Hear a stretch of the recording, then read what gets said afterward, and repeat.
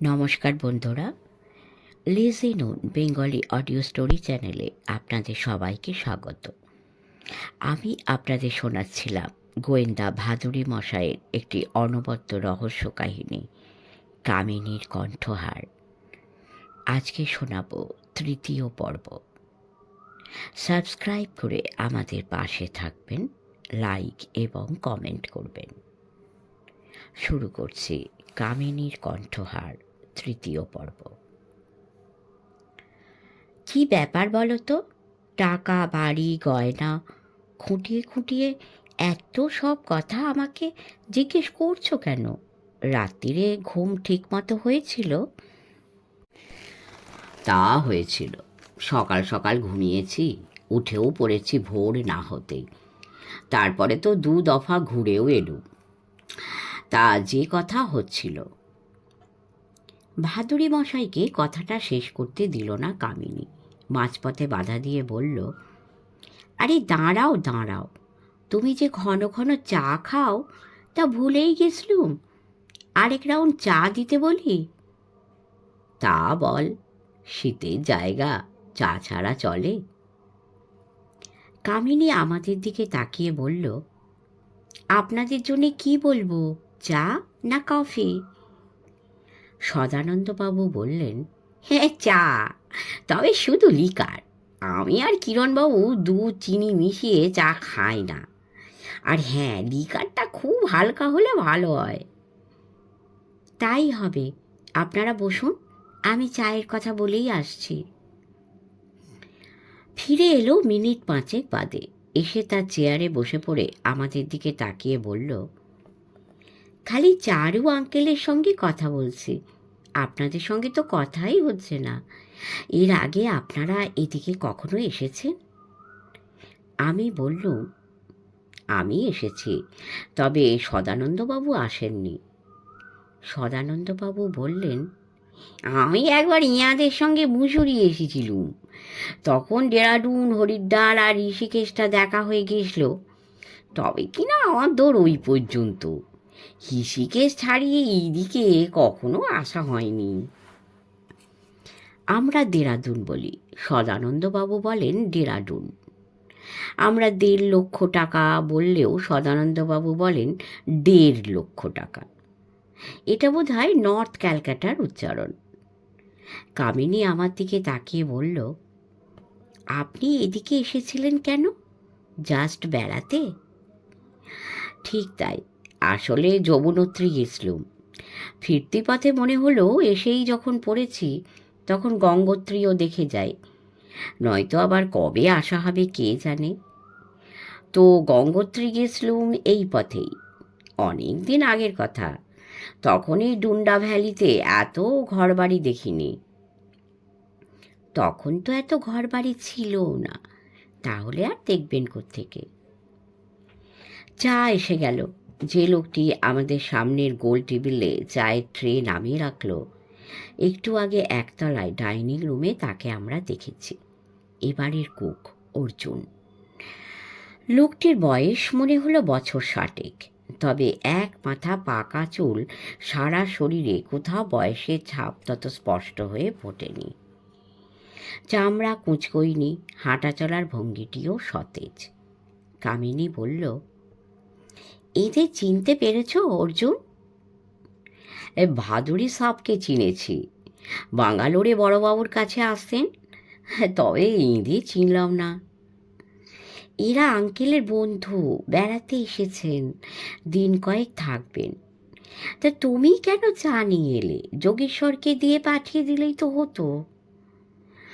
ওর ঘর ঝাড় দেওয়ার মোছার কাজ তো শেষ হয়ে গেছে, বসেছিল তাই বাটনা বাটতে লাগিয়ে দিয়ে চাটা নিজেই নিয়ে এলাম।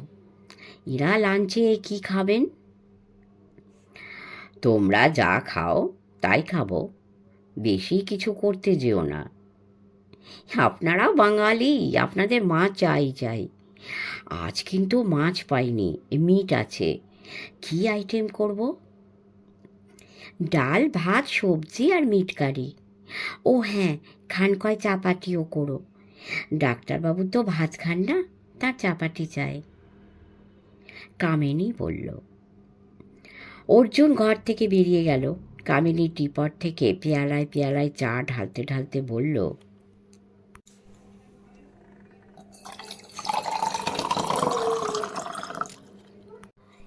লাঞ্চ 1টা থেকে 2টোর মধ্যে, তারপর একটু বিশ্রাম করে নিও।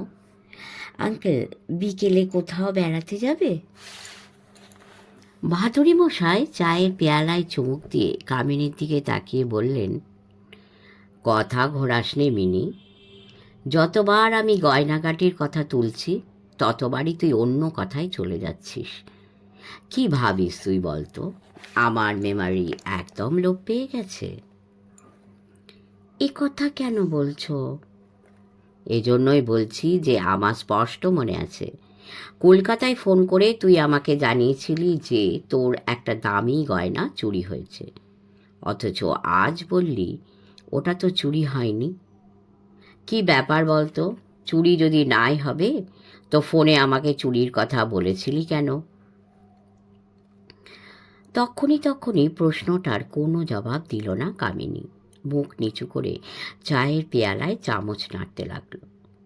কিছুক্ষণ অপেক্ষা করে ভাদুরী মশাই ফের সেই একই প্রশ্ন করলেন, কেন বলেছিলি? মুখ না তুলে স্খলিত গলায় কামিনী বলল, বলতে হয়েছিল। তার মানে? এতক্ষণে মুখ তুলল কামিনী, বলল, না বলে উপায় ছিল না। তারই বা কি মানে? একটা জিনিস চুরি হয়নি অথচ সেটা চুরি হয়েছে, না বলে তোর উপায় ছিল না, এর কোনো মানে হয়? হয়। তোমাকে যখন ফোন করি বারটি তখন আমার পাশেই দাঁড়িয়েছিল, যে তাই গয়নার ব্যাপারে তাকে যা বলেছিল তোমাকেও তাই বলতে হলো। ওকেই বা তোর মিথ্যে কথা বলতে হয়েছিল কেন? না না, অস্বস্তির কিছু নেই। আমাকে যা বলা যায় তা এদের দুজনের সামনেও স্বচ্ছন্দে বলতে পারিস। সব কথা খুলে বল, কিছু লুকোস না। গয়নাটা যদি চুরি নাও হয়ে থাকে, তবে মূল ব্যাপারটা যে একটা দামি গয়না নিয়েই, সেটা আঁচ করতে আমাদের কোনো অসুবিধে হয়নি। সেই সঙ্গে আশা করছিলুম সেটা নিয়ে যে সমস্যায় দেখা দিয়ে থাকুক, এবারে তা জানা যাবে। কামিনী কিন্তু তক্ষুনি গয়নার প্রসঙ্গে ঢুকল না। বলল, তোমাকে কবে ফোন করেছিল? 26 এপ্রিল।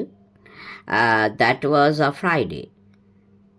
তোমরা কাল এসেছো, কাল ছিল 2রা মে। অনুচ্চ গলায় আঙুলের কর গুনতে গুনতে কামিনী বলল, 27, 28, 29, 30, 1, 2। তার মানে আমার ফোন পাবার 6 দিন বাদে এলে। জানি না এর মধ্যে কিছু হয়ে গেল কি না। কি হবে? এটারও কোনো জবাব দিল না কামিনী। বলল, আজও তো শুক্রবার, ঠিক আছে, আজ তার আসার দিন হলেও সে আসবে না। কার আসার দিন? লিজার। সে কে? লিজা ওয়েভারলি, নার্স কাম ম্যাসিওর, উত্তরকাশী ডিস্ট্রিক্ট হসপিটালে কাজ করে। সোম, বুধ আর শুক্রবার তার নাইট শিফট থাকে, তাই ওই 3 দিন দুপুরে এসে আমাকে ম্যাসাজ করিয়ে যায়। তবে আজ শুক্রবার হলেও সে আসবে না। কি একটা কাজে আটকে গেছে। বাটিও বাড়িতে নেই, so we can talk freely. Bhaduri মশাইয়ের ভুরু কুঁচকে গেল।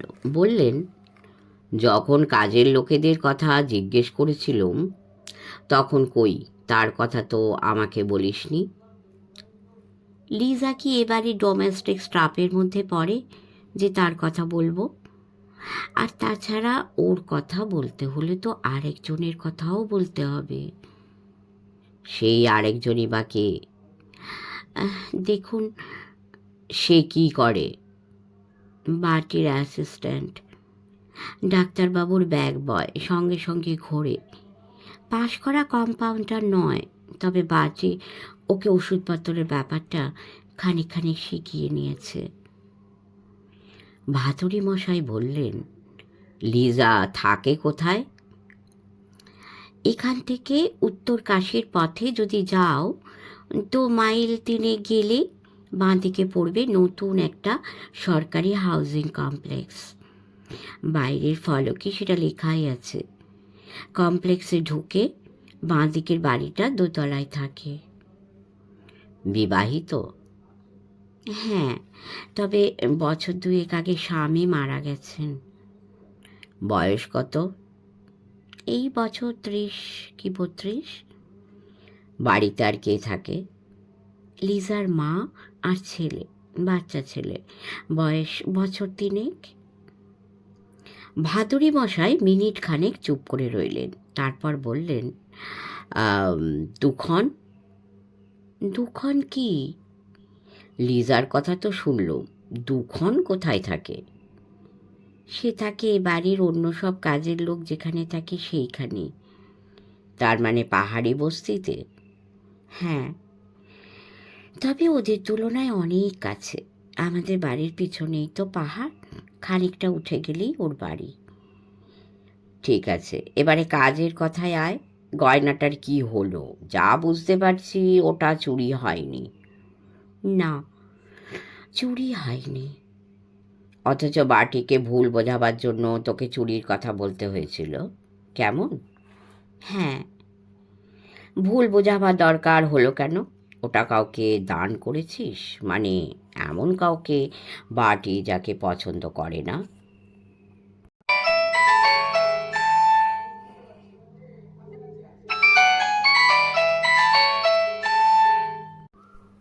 সেল ফোন বেজে উঠল। হাউস কোটের পকেট থেকে যন্ত্রটা বার করে কানে লাগিয়ে কামিনী বলল, হ্যালো। সে কি, লাঞ্চে আসতে পারছো না? তাহলে কখন ফিরবে? বিকেলের আগে নয়? দেখো বাবু, বাইরে যা তা খেয়ে একটা অসুখ বাদিয়ে বসো না। হ্যাঁ হ্যাঁ, ওরা ভালো আছেন। আঙ্কেলের সঙ্গে কথা বলবে? ঠিক আছে, একটু তাড়াতাড়ি ফেরার চেষ্টা করো। বাই। যন্ত্রটা ফের পকেটে পুরে ভাদুড়ি মশাইয়ের দিকে তাকিয়ে কামিনী বলল, বোঝো ব্যাপার। কাল বিকেলের আগে বেরিয়ে গেছে, আজ বিকেলের আগে ফিরবে না, কোনো মানে হয়? ভাদুড়ি মশাই হেসে বললেন, এমন তো হতেই পারে, ডাক্তার মানুষ, রোগীকে ফেলে আসতে পারছে না। Nothing unusual. ডাক্তার বিয়ে করে না খুব ভুল করেছে। কি যে বলিস, বাটিকে তো বাঙ্গালোরে দেখেছি, অ্যান এক্সেলেন্ট ইয়াং ম্যান। এখন আর খুব ইয়াং নেই, গত মাসে 50 পেরোলো, টাক পড়ে গেছে, দেখলে আর চিনতেই পারবে না। বিকেলে তো আসছে, তখনই বোঝা যাবে চিনতে পারি কি না। কিন্তু সে কথা থাক, গয়নাটার কথা শুনি। ওটা দান করেছিস কাউকে? আচ্ছা, সে কথাও পরে শুনবো, আগে বল ওটার দাম কত? দাম কত জানি না, তবে গয়নাটা তুমি হয়তো দেখে থাকবে। কোন গয়নাটার কথা বলছিস? মা যেটা এমনিতে না পরলেও বাড়িতে কোনো অনুষ্ঠান হলে পরতেন, একটা নেকলেস। তোর মায়ের নেকলেস তো কম ছিল না, তার মধ্যে কোনটা? যেটা আসলে ঠাকুমার নেকলেস, মাকে দিয়েছিলেন। শুনে ভাদুড়ি মশাই যেভাবে মুখ দিয়ে বাতাস টানলেন তার শব্দ স্পষ্ট শোনা গেল। তার চোখও দেখলুম হঠাৎ ভীষণ সরু হয়ে এসেছে। খানিকক্ষণ তিনি কোনো কথাই বলতে পারলেন না। মনে হলো তার বাক শক্তিও লোপ পেয়েছে। খানিক বাদে নিজেকে একটু সামলে নিয়ে বললেন, তো ঠাকুমা যেটা তোর মাকে দিয়েছিলেন, ঠিক বলছিস? হ্যাঁ। তার মানে তো সেই হীরের নেকলেসটা? হ্যাঁ, লকেটে 3টে হিরে সেট করা, মাঝখানেরটা বেশ বড়। ভাদুড়ি মশাই এবার কিছুক্ষণ নির্বাক হয়ে তাকিয়ে রইলেন কামিনীর দিকে, তারপর বললেন, ওটার দাম জানিস মিনি? কি করে জানবো, আমি শেয়ার কেনা বেচার ব্যবসা করি। কোন শেয়ারের এখন কি দাম জিজ্ঞেস করো, আমি বলে দেবো। গয়নাগাটির দাম আমি কি জানি বলো? আমি জানি, তোর বাবা বলেছিলেন শুধু ওই হিরে 3টে দামই 2.5 লক্ষ। তা সে তো আজকের কথা নয়, এখনকার বাজারে কোনো না লাখ 5 হবে। তা সেই 5 লাখ টাকার নেকলেস তুই কি করেছিস? যদি না সেটা চুরি হয়ে থাকে তো দান করেছিস কাউকে? না। হারিয়ে ফেলেছিস? না। কারো কাছে বন্ধক রেখে টাকা ধার নিয়েছিস? ধার নিতে যাব কেন? হ্যাঁ, আমার কি টাকার অভাব? তাহলে? সেই একই রকমের নির্বিকার গলায় কামিনী বলল, শোনো আঙ্কেল, নেকলেসটা যদি চুরি হতো তাহলে আর তোমাকে এইভাবে তলব করে এখানে টেনে আনতুম না। পুলিশে খবর দিতি? অফকোর্স। কিন্তু বাটি তো চুরির কথাই জানে, সে কোনো পুলিশে খবর দেয়নি। আমি দিতে দিইনি, বলেছি যে পুলিশ তো অপদার্থ, ওয়ার্থলেস, কিছুই করতে পারবে না। মাঝখান থেকে লোক জানাজানি হবে, তার চেয়ে বরং আঙ্কেলকে ডেকে পাঠায়, তিনি ঠিকই গয়নাটা উদ্ধার করে দিতে পারবেন। বাটি সে কথা বিশ্বাস করল? প্রথমেই করতে চাইছিল না, পরে যখন বললুম যে এর আগেও, আমার বাবার আমলে আমাদের গয়নার দোকানের একটা চুরির কিনারা করতে তোমাকেই ডাকা হয়েছিল, আর তুমিই গয়না উদ্ধার করে দিয়েছিলে, তখন আর কি করবে? মাথা চুলকে বলল, বেশ, তাহলে আঙ্কেলকেই ডাকো। তো এই হচ্ছে ব্যাপার। এই হচ্ছে ব্যাপার মানে? কি যে ব্যাপার কিছুই তো বুঝলুম না। শুধু এইটুকু বোঝা গেল যে এটা চুরির ব্যাপার নয়। চুরির ব্যাপার নয়, হারিয়ে যাওয়ার ব্যাপারও নয়, কাউকে দান করার কি কোথাও বন্ধক রাখার ব্যাপারও নয়। এসব যদি নাই হবে তাহলে ব্যাপারটা আসলে কি? ঝাঁঝালো গলায় ভাদুড়ি মশাই বললেন, তুই কি আমাকে পাগল করে ছাড়বি? গয়নাটা কি উবে গেল? যা হয়েছে খুলে বল, নয়তো আমি কিছুই করতে পারবো না। আর হ্যাঁ, কিছু যদি নাই করতে পারি তো বেকার এখানে বসে থাকবো কেন? কোনো মানে হয়? ট্যাক্সিটা তো ছাড়িনি, আজই বিকেলে আমরা দেরাদুনে ফিরে যাব। কামিনী যে ঘোর অস্বস্তিতে পড়েছে সেটা ওর মুখ দেখেই বোঝা যায়। একবার ভাদুড়ি মশাইয়ের দিকে তাকালো, একবার আমাদের দিকে, কিন্তু কিছুই বলল না। মনে হলো ভাদুড়ি মশাই যদিও ওকে অভয় দিয়ে বলেছেন যে আমাদের সামনে সমস্ত কথাই স্বচ্ছন্দে বলা যায়, তবু ওর অস্বস্তি কাটছে না। এটা মনে হওয়া মাত্র আমি চেয়ার ছেড়ে উঠে পড়ে বললুম, আমি আর সদানন্দবাবু বরং একটু বাইরে থেকে ঘুরে আসি। ভাদুড়ি মশাই ফের সেই ঝাঁঝালো গলায় নির্দেশ দিলেন, না, আপনারা বসুন, ও যদি কিছু বলতে চায় তো আপনাদের সামনেই বলবে। তারপরেই কামিনীর দিকে তাকিয়ে বললেন, জীবনে তো কাউকে ভক্তি শ্রদ্ধা করতে শিখিসনি, না তোর বাপকে, না তোর মাকে, না আমাকে। কি করেই বা করবি? ওটা তো তোর কুষ্ঠিতেই লেখা নেই। তা নাই থাক, তোর আঙ্কেলকে তুই বিশ্বাসটা অন্তত করতি, সম্ভবত এখনো করিস। তো সেই আমি তোকে যখন আশ্বাস দিয়েছি যে এদের সামনে যা কিছু বলবি তার একটা কথাও আর কেউ জানবে না, তখন তোর অস্বস্তি কিসের? মুখ নিচু করে বসেছিল কামিনী, এবার মুখ তুলে বলল, কিসের অস্বস্তি? কাকে নিয়ে অস্বস্তি? বুঝতে পারছো না? অস্বস্তি আমার দাম্পত্য জীবন নিয়ে, অস্বস্তি বাটিকে নিয়ে। বাটি যদি আসল ব্যাপারটা জানতে পারে। কামিনীকে তার কথা শেষ করতে দিলেন না ভাদুড়ি মশাই, মাঝপথে তাকে থামিয়ে দিয়ে বললেন, তাহলে তোর জীবনে ফের অশান্তি দেখা দেবে, এই তো? ঠিক আছে, বাটি কিচ্ছু জানবে না। Now let us have the whole story. What happen to that necklace? ওটা একজনকে দিয়েছি। চোখ নামিয়ে কামিনী বলল, মানে ঠিক যে দিয়েছি তা নয়, দিতে বাধ্য হয়েছি। কাকে? তা জানি না।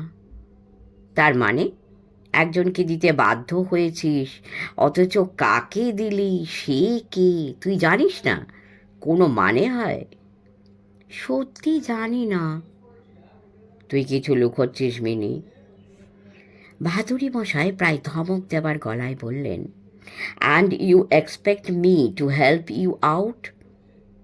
আমার ধারণা তুই মিথ্যে বলছিস। নেকলেসটা যাকে দিয়েছিস তাকে চিনিস তুই, কিন্তু তা তুই স্বীকার করছিস না। You are a damn liar. না আঙ্কেল, আমি মিথ্যুক নই। সত্যি আমি চিনি না তাকে। তাহলে ওই অত দামি নেকলেসটা তাকে দিলি কেন?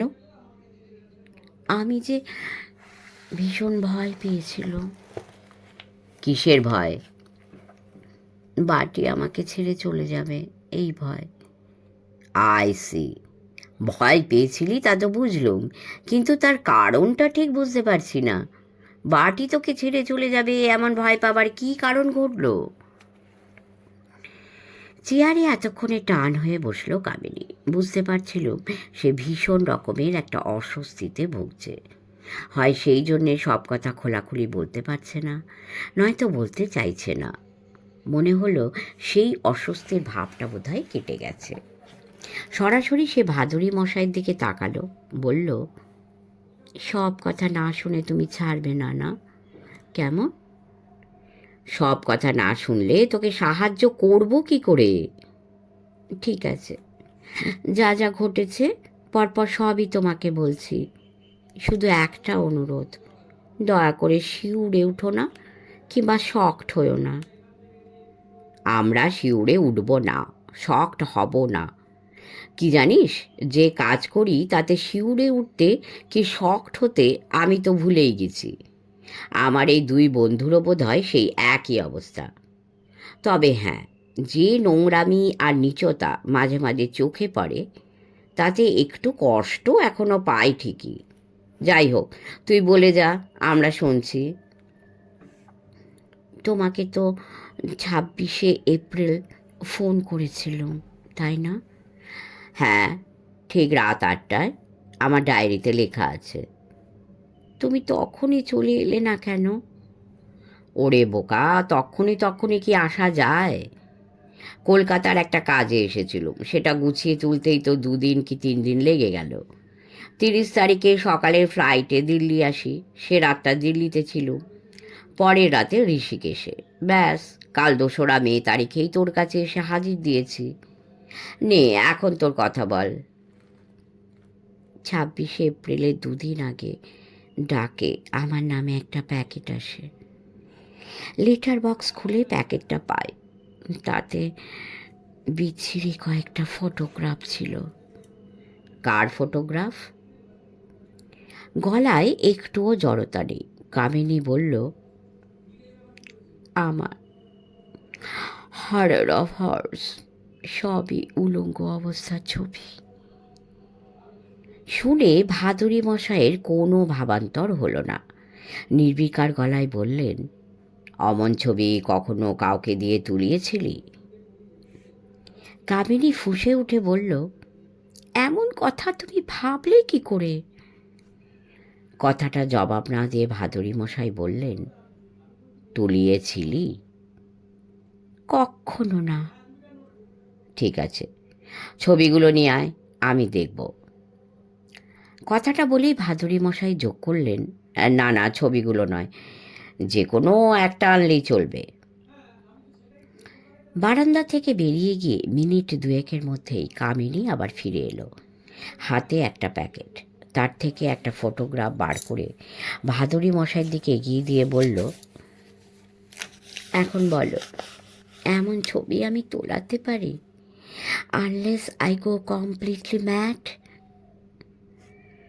ছবিটা ভাদুরী মশাই দেখলেন মাত্র 1 মুহূর্তের জন্য।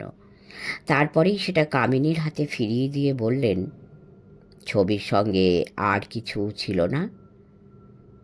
একটা চিঠি ছিল। হাউস কোটের পকেট থেকে একটা কাগজ বের করে সেটাও ভাদুরী মশাইয়ের হাতে ধরিয়ে দিল কামিনী। বলল, এই নাও, পড়ে দেখো। বাহাদুরি মশাই পড়লেন, তারপর চিঠিখানাকে আমাদের দিকে এগিয়ে বললেন, নিন, আপনারাও পড়ুন। ইংরেজিতে টাইপ করা অজস্র ভুলে ভরা চিঠি বাংলা করলে এই রকম দাঁড়ায়। এমন ছবি আমাদের কাছে আরও এক সেট আছে। তাতে যে শুধু তুমিই আছো তা নয়, তোমার সঙ্গে দেখা যাচ্ছে একটি ছেলেকেও। সেও তোমারই মতো উলঙ্গ। উপযুক্ত দাম পেলে নেগেটিভ সহ সমস্ত ছবি তোমাকে ফেরত দেব। দাম না পেলে ছবিগুলো পাঠাবো তোমার স্বামীকে। চিঠি পড়ে ভাদুরী মশাইয়ের হাতে তুলে দিল। ভাদুরী মশাই সেটা কামিনীকে ফিরিয়ে দিয়ে বললেন, দাম কিভাবে ঠিক হলো? পরের দিনই মানে 25শে এপ্রিল দুপুরে একটা টেলিফোন পাই। হিরে গলায় একটা লোক বলে, তোমার কাছে 3টে হিরে বসানো একটা নেকলেস আছে, সেটা দিলে ছবি ফেরত পাবে। সেই দিনই রাত্রে ফের ফোন আসে, সেই একই গলা। নেকলেসটা কিভাবে কোথায় পৌঁছে দিতে হবে সেটা জানিয়ে দেয়। কিভাবে পৌঁছে দিলি? দাঁড়াও, বড্ড তেষ্টা পেয়ে গেছে, জল খেয়ে এসে সব বলছি। বারান্দা থেকে কামিনী আবার ঘরে ঢুকে গেল। ঘর থেকে ফের বারান্দায় ফিরে আসতে 1 মিনিটও লাগলো না। বাঁ হাতে একটা সফট ড্রিঙ্কের বোতল, ডান হাতে লম্বাটে একটা কাঁচের গেলাস। দাঁড়ানো অবস্থাতেই বোতল থেকে গেলাস ভর্তি করে পানীয় ঢেলে নিল কামিনী।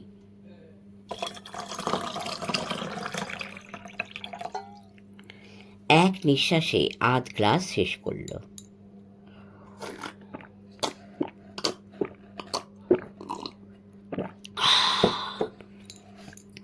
তারপর বোতল আর গেলাস টেবিলে নামিয়ে রেখে ধপ করে তার চেয়ারে বসে পড়ে ডান হাতের উল্টো পিঠটা একবার ঠোঁটের ওপর বুলিয়ে নিয়ে বলল, যে লোকটা ফোন করেছিল তার গলা আমি চিনি না। সে বলেছিল নেকলেসটা যে কাউকে দিয়ে পৌঁছে দিলেই হবে, তবে পৌঁছে দিতে হবে পরের দিনই কাঁটায় কাঁটায় রাত 8টায়। ক্যারিয়ার হিসেবে বিশেষ কারো নাম করেনি? না, তবে এটা বলেছিল যে যাকেই পাঠায় সে যেন কোনো চালাকি করার চেষ্টা না করে। চালাকি করলে তার ফল ভালো হবে না। আমি বললুম, পুলিশে খবর দেওয়া সম্পর্কে কিছু বলেনি? বলেছিল বই কি, হুমকি দিয়েছিল ওসব করলে পরিণাম খারাপ হবে। ক্যারিয়ার হিসেবে কে ওটা নিয়ে গেল? মানে কে ওটা নিয়ে যাবে সেটা তো আর তোকে বলে দেওয়া হয়নি। লোক ঠিক করার ব্যাপারটা তো তোর হাতেই ছিল। তা ছিল, হুকুম ছিল শুধু এই যে একটা নির্দিষ্ট জায়গায় সে ওটা পৌঁছে দেবে। কোথায় পৌঁছে দিতে হবে? এখান থেকে মাইল 5 দূরে, on your way to Uttarkashi, একটা হাফ বিল্ট বাড়িতে। বাড়ি মানে জাস্ট একটা স্ট্রাকচার, শুরু করা হয়েছিল, শেষ হয়নি। আর শেষ যে কখনো হবে তাও মনে হয় না। কেন? Because of the location. বাড়িটা নিয়ম ভেঙে তৈরি হচ্ছিল। নিয়মটা কি? নিয়ম আর কিছুই নয়, পাশে এখানকার সিনিক বিউটি নষ্ট হয়, তাই পাহাড়ের গায়ে কোনো পার্মানেন্ট স্ট্রাকচার তোলা চলবে না। মালিক সেই নিয়ম ভেঙে পাহাড়ের গায়ে পাকা বাড়ি তুলছিল। 1তলা 2তলার ইটের কাজ শেষ করেও ফেলেছিল। তারপরেই তার উপরে নোটিশ জারি করে কাজ আটকে দেওয়া হয়। ফলে ইলেকট্রিক লাইন, জলের কানেকশন, স্যানিটেশন, প্লাম্বার ওয়ার্ক ইত্যাদি সব ফিনিশিংয়ের কাজ তো দূরের কথা, ইটের গায়ে প্লাস্টার পর্যন্ত পড়েনি। যদি উত্তরকাশীর দিকে যাও তো রাস্তা থেকেই বাঁ দিকে তাকালে বাড়িটা দেখতে পাবে। গয়নাটা সেখানে রেখে আসতে বলেছিল, in that unfinished abandon structure. হ্যাঁ, একদম নির্জন জায়গা তো, একে ফাঁকা একটা স্ট্রাকচার, তাই ধারে কাছে লোকজন নেই, কারও চোখে পড়বে না। এইসব ভেবেই বোধহয় ওখানে রেখে আসতে বলেছিল। শুনে ভাদুরী মশাই একটু চুপ করে রইলেন, তারপর বললেন, পরের দিন মানে 26 এপ্রিল, সেদিন রাত 8টায় ওখানে কাকে পাঠালি? প্রথমে ভেবেছিলাম ডোমেস্টিক স্টাফেরই কাউকে পাঠাবো। গয়নার ভেলভেটের কেসটাকে কাপড় নয়তো কাগজ দিয়ে ভালো করে মুড়ে একটা প্যাকেটের মতো করে তাকে বলবো এর মধ্যে একটা বই আছে, একজনকে দিতে হবে, রাত 8টার সময় ওটা ওখানে রেখে আসতে হবে। কিন্তু কিন্তু কি পরে অন্য রকম মনে হলো? হ্যাঁ, পরে ভেবে দেখলুম এবারে যাকেই কাজটা করতে বলি না কেন নিজেদের মধ্যে এই নিয়ে সে বলা বলি করবেই। ফলে ব্যাপারটা জানাজানি হয়ে যাবে, চাই কি বাটির কানেও উঠে যেতে পারে। তার উপরে আবার এদের প্রত্যেকেরই যা ভূতের ভয়, সূর্য ডোবার পর ওখানে যেতে কেউ রাজি হবে কি না সেও সন্দেহের ব্যাপার। তাছাড়া জায়গাটা একটু দূরেও বটে। তা ভেবেচিন্তে কি ঠিক করলি? ঠিক করলুম লিজাকে বলবো। সদানন্দবাবু বললেন, মানে ওই যে মেয়েটি হপ্তায় 3 দিন আপনাকে মাসাজ করতে আসে? হ্যাঁ, শুধুই যে মাসাজ করে তা নয়, যোগব্যায়ামের কয়েকটা আসনও করায়, তাতে বেশ উপকারও পাচ্ছে। আমি বললুম, তা আপনি ঠিক করলেন যে ক্যারিয়ারের কাজটা ওকে দিয়েই করাবেন? হ্যাঁ, আমি ভেবে দেখলুম যে ওকে বলাই ভালো। তার দুটো কারণ। প্রথম কারণ, ও একটু রেটিসেন্ট প্রকৃতির, দরকার ছাড়া এবারে কারোর সঙ্গে কথাবার্তা বিশেষ বলে না, ফলে ব্যাপারটা পাঁচকান হবার সম্ভাবনা কম। খুব গম্ভীর প্রকৃতির মেয়ে? কামিনী একটু হেসে বলল, হ্যাঁ ঠিক তাও নয়, এমনিতে মিষ্টভাষী, সফট স্পোকেন। তবে তোমাদের তো বলেইছে কিছুদিন আগে ওর স্বামী মারা গেছে, বলিনি? হ্যাঁ বলেছিস। তো সেটাও ওর এই নিজের মধ্যে গুটিয়ে থাকার একটা কারণ হতে পারে, পারে না? হ্যাঁ তা পারে বই কি, কিন্তু তুই তো দুটো কারণের কথা বলছিলি। লিজাকে বললে কথাটা পাঁচকান হবে না, এটা প্রথম কারণ। আর দ্বিতীয় কারণটা কি? দ্বিতীয় কারণটা হলো নেকলেসটা যেখানে রেখে আসার কথা সেই জায়গাটা ওর বাড়ি থেকে বিশেষ দূরেও নয়। আমি বললুম, তা লিজাকে কথাটা বললেন কখন? তার পরদিন সকালে, অর্থাৎ যেদিন রাত্রির 8টায় নেকলেসটা সেই আনফিনিশড বাড়িতে রেখে আসার কথা, 26 এপ্রিল টু বি প্রিসাইজ। হ্যাঁ, আজ থেকে ঠিক 7 দিন আগে। And that was a Friday. তাতে আমার সুবিধেই হলো, কেননা শুক্রবার লিজার আসার দিন।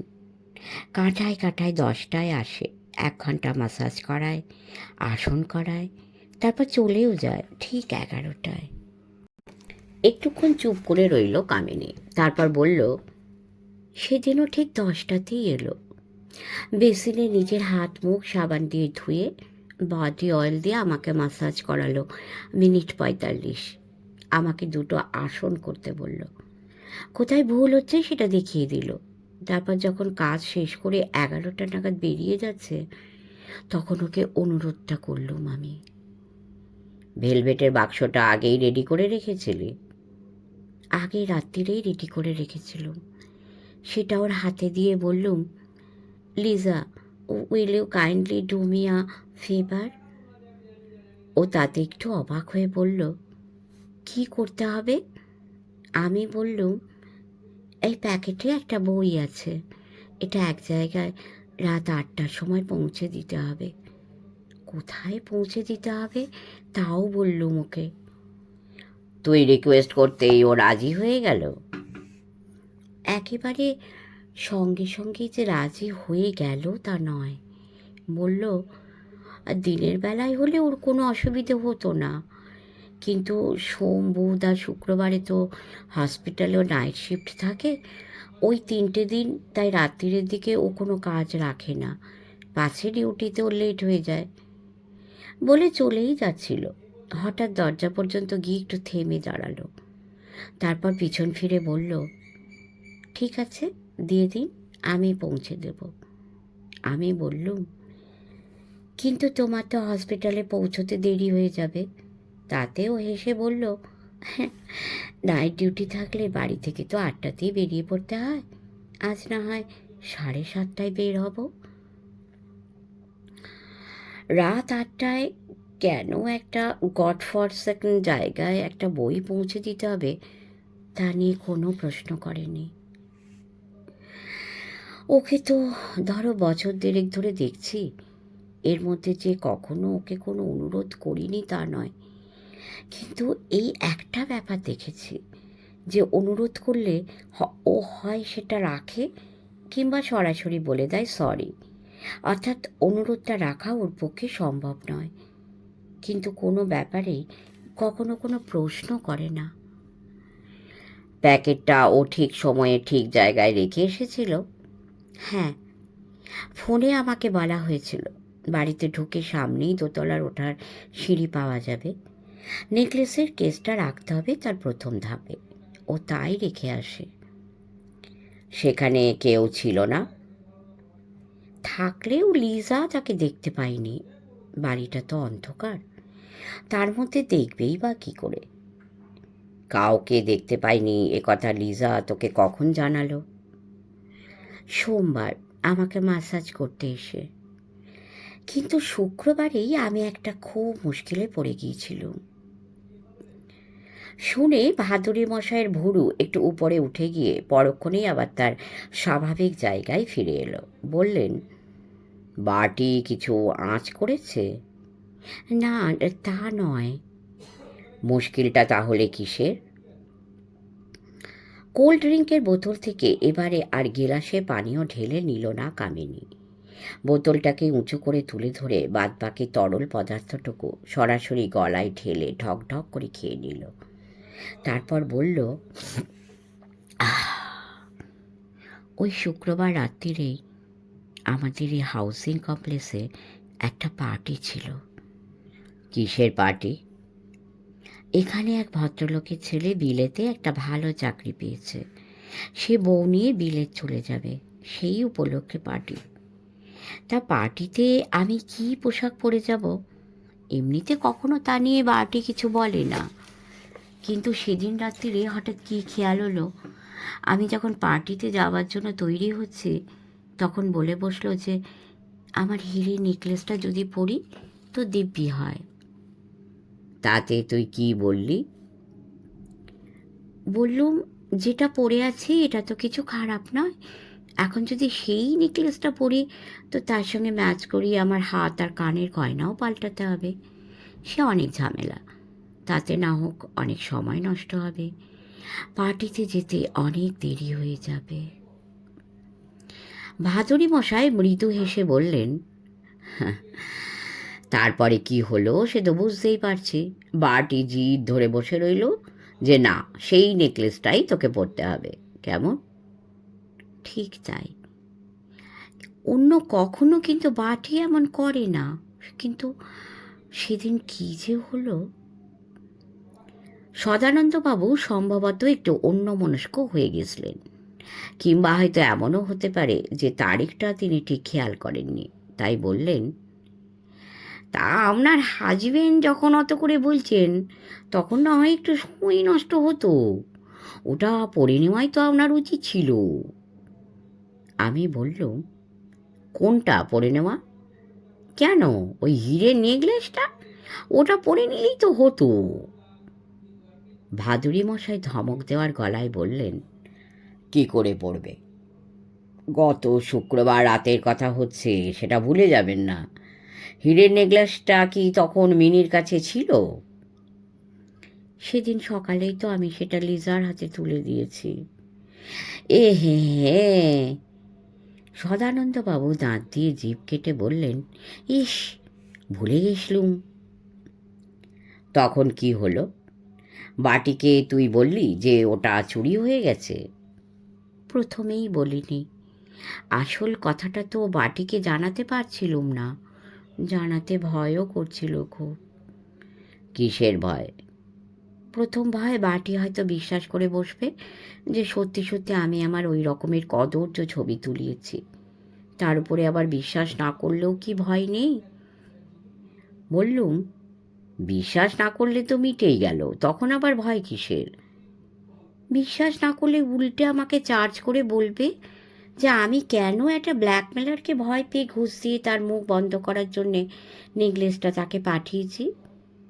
বাটিকে আপনারা চেনেন না, ওই এমনিতে ভালো মানুষ, কিন্তু রেগে গেলে ওর মাথায় খুন চেপে যায়। ওকে যদি বলতুম যে ছবি পাঠিয়ে আর টেলিফোন করে যে লোকটা আমাকে ভয় দেখাচ্ছে নেকলেসটা তাকে কোথায় পৌঁছে দিতে হবে, তাহলে তখনই ও রিভলভার নিয়ে সেখানে ছুটত। গিয়ে হয়তো সেখানে তাকে পেত না, কিংবা পেলেও একটা রক্তারক্তি কাণ্ড হতো। হয় সেই লোকটা ওর হাতে খুন হতো, কিংবা তার হাতে বার্থডে। সেসব ভেবেই ওকে সত্যি কথাটা বলতে পারিনি। অগত্যা চুরির কথা বললি, কিন্তু সেটাও তো প্রথমে বলিসনি বলছিস। কখন বললি তাহলে? বলছি, প্রথমে কিছুক্ষণ আলমারি লকার খুলে খোঁজাখুঁজির ভান করলুম। তারপর বাটিকে বললুম, আমি তো পাচ্ছি না, তুমি একবার দেখো না। তা বাটিও খানিকক্ষণ খুঁজল, শুধু আমার আলমারির লকার নয়, সব কটা আলমারির সব কটা লকার, তারপর শাড়ির ভাঁজে, গদির তলায়, কিন্তু বাটিও কিচ্ছু পেল না। কি বলবো, ওটা পাওয়া যাবে না জেনেও ওকে দিয়ে এত পরিশ্রম করাচ্ছি। তার জন্য আমার খুব খারাপও লাগছিল। শেষকালে এক সময় বললুম, দেখো, গত মাসে না ওই নেকলেসটা পরে একটা পার্টিতে গিয়েছিল। বাড়ি ফিরতে অনেক রাত হয়ে গেছিল, তখন ওটা বিছানাতেই রেখে ঘুমিয়ে পড়ি। লকারে আর তুলে রাখা হয়নি, নিশ্চয়ই চুরি হয়ে গেছে। কামিনীর কণ্ঠহার তৃতীয় পর্ব আজ শেষ করলাম। পরের পর্ব নিয়ে আসব। লাইক করবেন, কমেন্ট করবেন, আপনাদের কেমন লাগছে অবশ্যই জানাবেন, এবং অবশ্যই অবশ্যই সাবস্ক্রাইব করে আমাদের পাশে থাকবেন। পরম করুণাময় আপনাদের সকলের মঙ্গল করুন। নমস্কার।